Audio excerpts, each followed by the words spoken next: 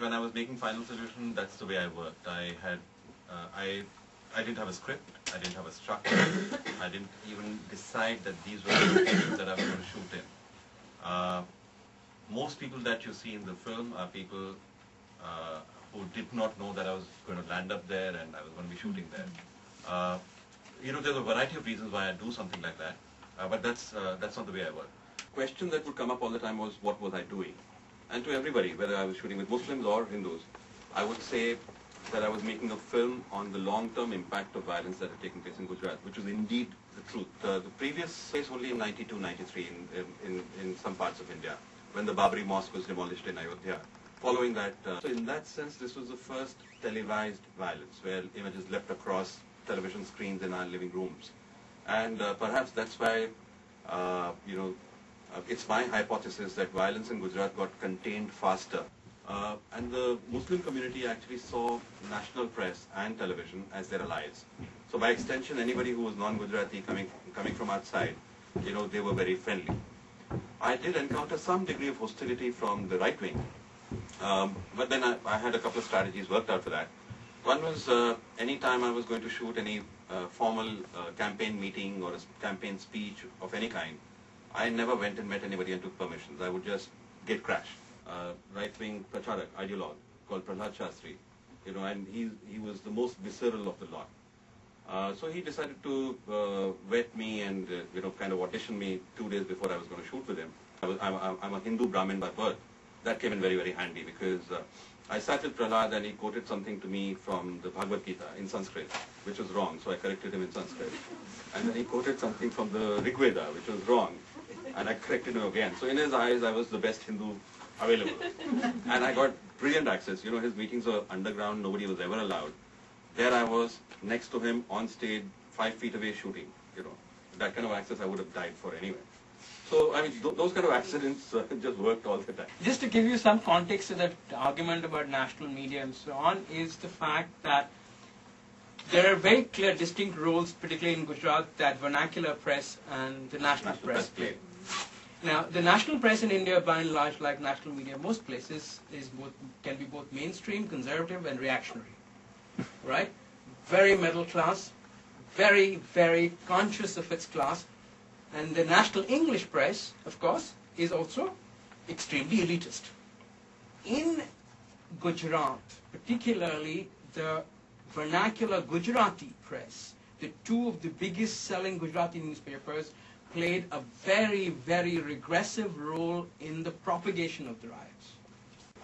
On the day of the train incident, the banner headline, of course, was 58 Hindus burnt alive. But the third headline was 60 Hindu girls missing. And the implication was that even as you read them, they were being sexually molested in some Muslim locality somewhere around Godhra, which in turn fueled this sexual violence against Muslim women. In a lot of areas, people actually waved that newspaper and said, you did this to our women, we are now going to do this to your women. So, that's the kind of role the press played. I mean, Goebbels would have been proud of in the way in which the media was used to manipulate information and news and so on. Yeah. Now, in this particular instance, and again, I think everybody who looks at India and thinks about India, the democracy and all of that, what one has to recognize is that there is a certain degree of, shall we say, mobilization around religion, which has meant that the middle class has, for the first time in India's known history, begun taking a position where they're ambivalent about what happens to Muslims.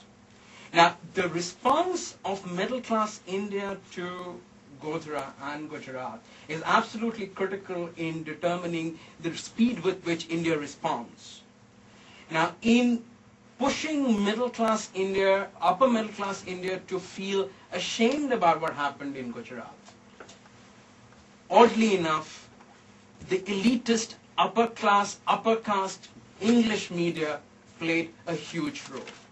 It's one of the few instances that in living memory that I can think of where this elitist media has played a progressive role. I can trot out any number of regressive roles it has played, and it continues to play that even now.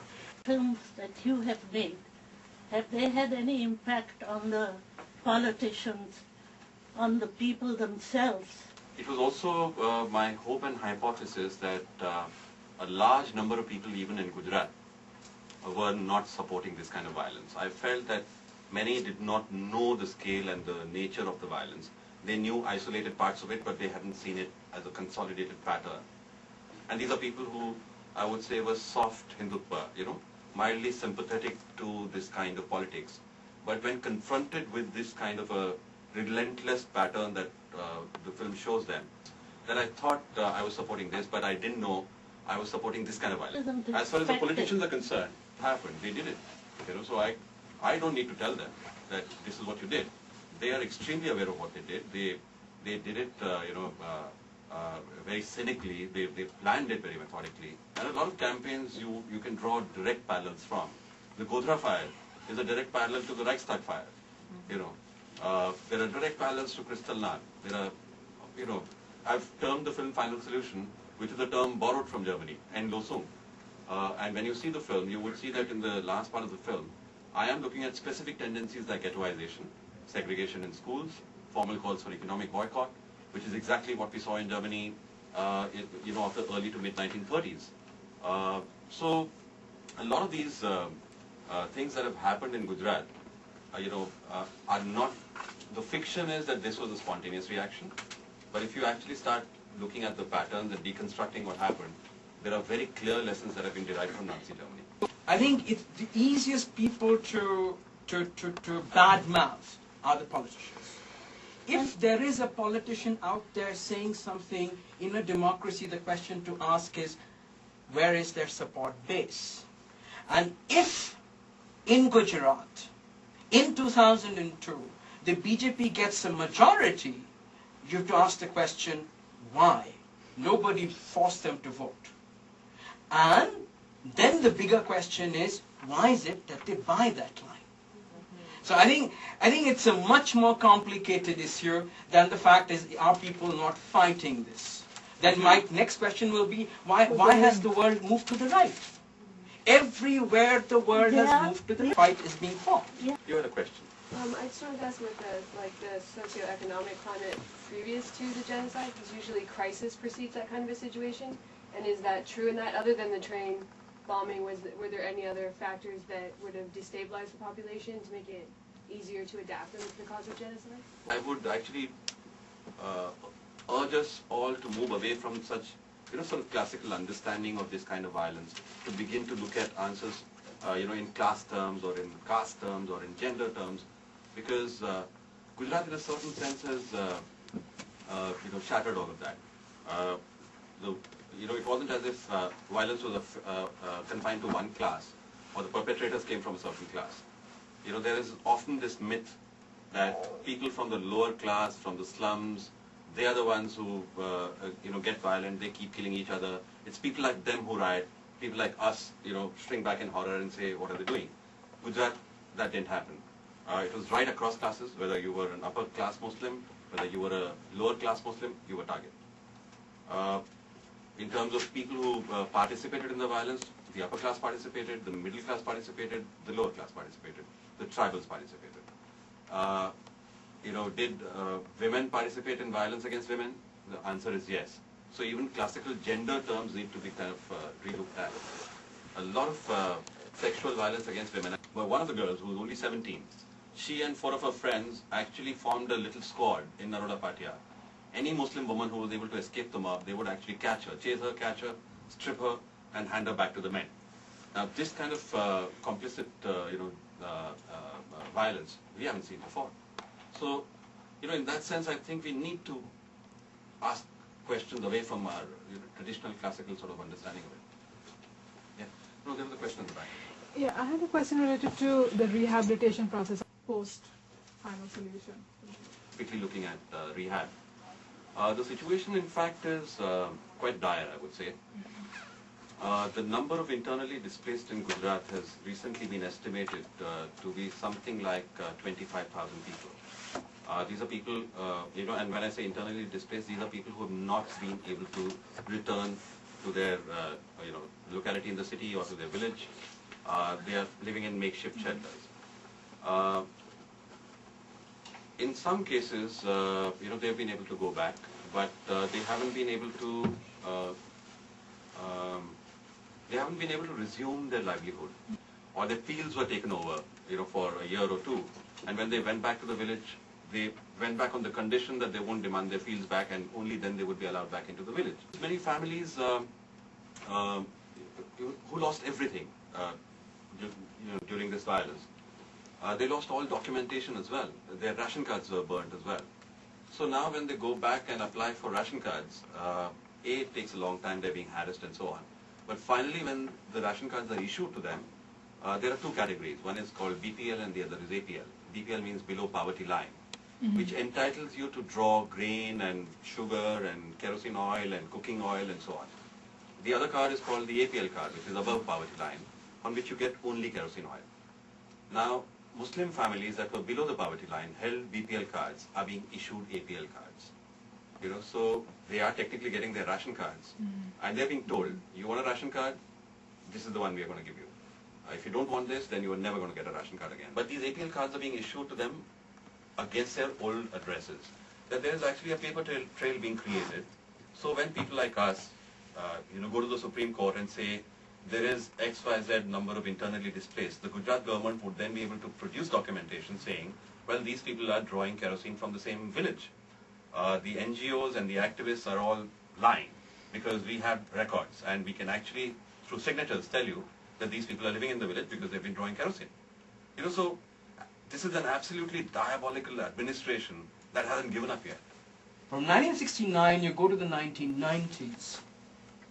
Right, 1980s, 1990s, and people of your class were actually able to rent and hire houses in upper middle class localities in Ahmedabad. Right? So there was some movement away. There was a creation of a small black middle class. There was a secularization that had taken place, which was that the middle class was allowed to function as a secular middle class, right? Now, what this riot has done, is pushed back that progress. Now, again, it is very difficult for a Muslim to get a house in upper middle class Ahmedabad. So, and again, I think this is what makes the riots, he mentioned 92, 93, the riots of 2002, 3, so different. Is the fact that for the first time, being middle class didn't save you, and for the first time in a long time, Muslims of any class were being forced to get into ghettos. In 2004, you have an election which votes out the BJP government. In 2002, you have an election which votes in the same government, and we do not know as yet whether in 2007 that government will be voted out of power. Now, I think when you look at modern India, one of its defining struggles today is how it deals with its minorities and lower castes. As to what Mrityunjay has just said, is in 2002, the BJP got a brute majority in Gujarat. They had 131 seats out of 182. In 2004, when the parliamentary elections happened, there were 26 seats in Gujarat. 14 went to the BJP and 12 went to the Congress. But in one of the seats, the margin was only 600, which is really a tiny kind of margin. So it was effectively 50-50. And early this year, there have been local body elections. All of them have been swept by the BJP. And the reasons behind his growing strength are in this curious kind of social re-engineering that he's been doing. He realized early on that the Patel lobby is never going to support him. The intermediate caste, which had been the backbone of the BJP strength in that state. So he's gone about cultivating a new support base which is loyal to him, which was primarily among the coolies. It started with things like you shouldn't drink, you shouldn't while away all your money, save for your family, speak the truth, one of those very benign kind of things. And creating a base for himself, which is in addition to the BJP's traditional base. So even the BJP dissidents cannot now shake him. They've done a very hard assessment and said, well, let them make a noise. They're a minority. You know, I mean, there are 20 NGOs that have been active, but these 20 NGOs keep fighting with each other. They don't even share the same platform. So why attack them? Because you attack them, you actually give them a bigger platform. Yes, I was just thinking of the controversy around screening of Parzania. Yes. And it's completely counter to, at some levels, to what you're suggesting. A couple of things about this. Parzania is a film made in English. You know.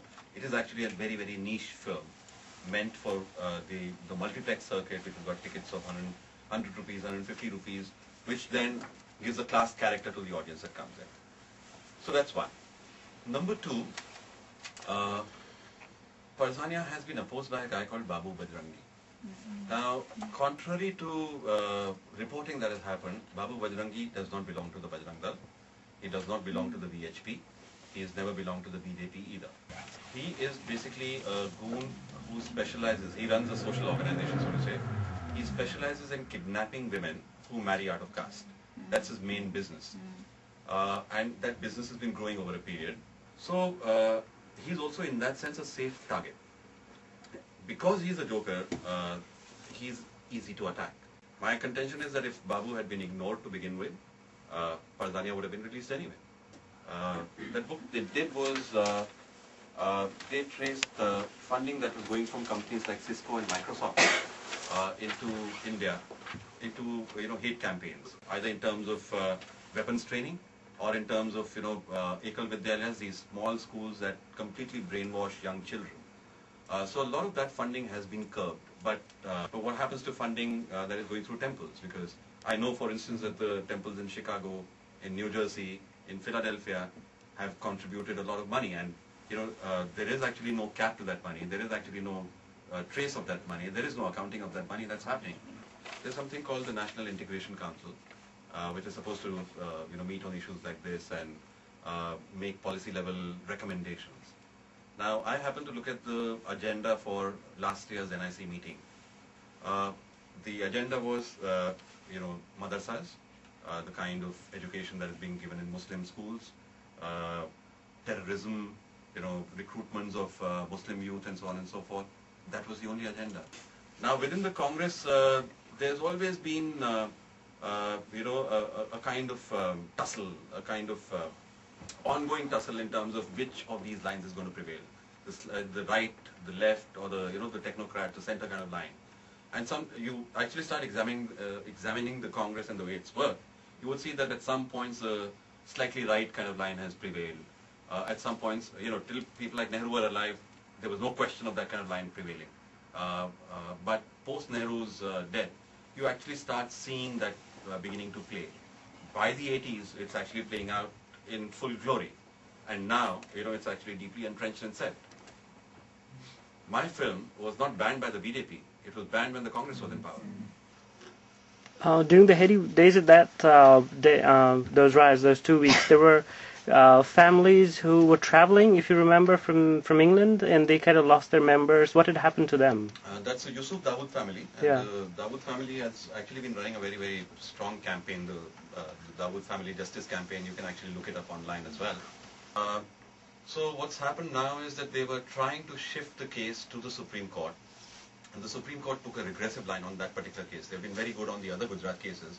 But on that particular case, they said, well, how can you name the chief minister as one of the people in your petition?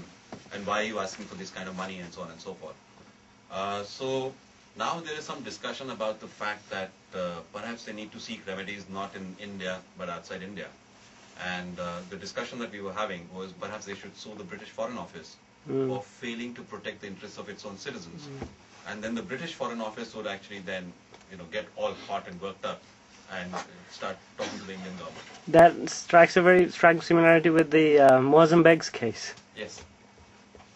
Completely inspired from that. Yeah. In the beginning of the film, when I start the first part, which is called Pride and Genocide, the first thing that I take up is the term genocide. And I've looked at the UN Convention on Genocide, and I've looked at the hardcore definition in the UN Convention. And every single ground that you have in the UN Convention fits Gujarat. And that's why I continue to call it a genocide. I am always very, very, very, very skeptical about solving these things from the outside. That is, I know of very few instances of interventions which have worked in terms of righting wrongs unless they've been done internally. So, I mean, I would then say that it is a problem, undoubtedly, and it's a very serious problem. But it's a problem that India has to deal with politically and socially and come up with an answer where it acknowledges all of this and it says it will never happen again. Because unless India chooses to deal with it, you can do what you feel like.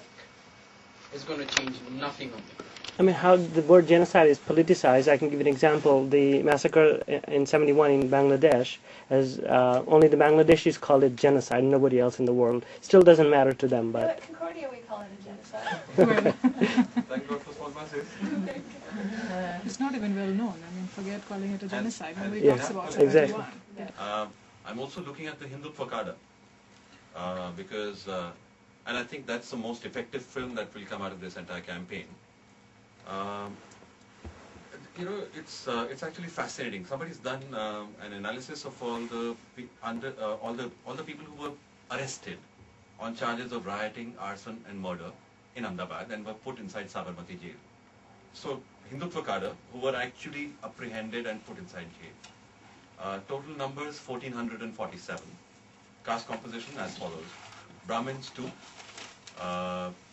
Patels, Baniyas 4. Patels 9, other intermediate upper caste 11, OBCs 746, Dalits 797. And the underlying message is very clear: they're going to use you, they're going to discard you, and then you're going to rot in jail.